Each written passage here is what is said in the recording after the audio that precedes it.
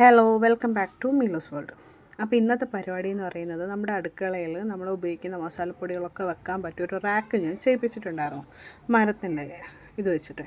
അപ്പോൾ ഇന്ന് മൊത്തം നമുക്കത് പെയിൻ്റ് അടിച്ച് എങ്ങനെ കുട്ടപ്പനാക്കി എടുക്കുക എന്നുള്ളതാണ്. അപ്പോൾ ഞാൻ വാങ്ങിച്ച ഐറ്റംസൊക്കെ ഇങ്ങനെ സ്പീഡിൽ കാണിച്ചു പോയിട്ടുണ്ട്. അത് കഴിഞ്ഞിട്ട് സാൻഡ് പേപ്പർ ഇട്ടിട്ട് നന്നായിട്ട് ഉരച്ച് എക്സസൊക്കെ ഉണ്ടായിരുന്നതും കാര്യങ്ങളും പൊടിയും മരമാണല്ലോ, നമ്മളൊന്ന് സോഫ്റ്റാക്കി എടുക്കാനുണ്ടല്ലോ, അങ്ങനെ ആ കാര്യങ്ങളൊക്കെയാണ് ഈ ചെയ്തുകൊണ്ടിരിക്കുന്നത്. പൊടീൻ്റെ പ്രശ്നമുള്ളതുകൊണ്ട് ഞാൻ എന്താക്കിയിട്ടുണ്ട്, ഒരു ഷാൾ വെച്ചിട്ടൊക്കെ കെട്ടിയിട്ടുണ്ട്. അങ്ങനെ സാൻഡ് പേപ്പർ ഇട്ട് ഇതാക്കിയതിന് ശേഷം ഒരു തുണി വെച്ച് തുടച്ചു.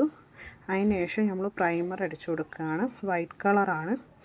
ഞാനിതൊന്നും പഠിച്ചിട്ട് അല്ല ചെയ്യുന്നത്. എനിക്ക് ചെയ്യാൻ താല്പര്യം തോന്നി. ഞാൻ യൂട്യൂബ് നോക്കി എന്തൊക്കെ പ്രൊഡക്റ്റ് വാങ്ങിക്കണമെന്ന് ആലോചിച്ചു. ഞാനത് പോയി വാങ്ങിച്ചു. ഇതിപ്പോൾ എനിക്ക് ഒരു ഉച്ചയ്ക്ക് ഒരു 3:30 കിട്ടിയ സാധനം ഞാൻ 4 മണിയൊക്കെ ആകുമ്പോഴേക്ക് പോയി വാങ്ങിച്ചു. അതിൻ്റെ ഇടയിൽ നമ്മളുടെ സ്ഥിരം കാണുന്ന കാഴ്ചയാണ്, ഈ പൂച്ചയ്ക്ക് ഈ മരമായിട്ട് എന്തോ ഒരു ആത്മബന്ധമുണ്ട്. അങ്ങനെ പെയിൻ്റ് അടിച്ചുകൊണ്ടിരിക്കുകയാണ്. പ്രൈമർ അടിച്ചുകൊണ്ടിരിക്കുകയാണ്.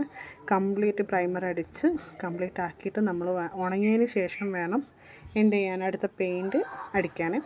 അപ്പോൾ പെയിൻറ്റും കാര്യങ്ങളൊക്കെ ഞാൻ തീരുമാനിച്ച് വെച്ചിട്ടുണ്ട്.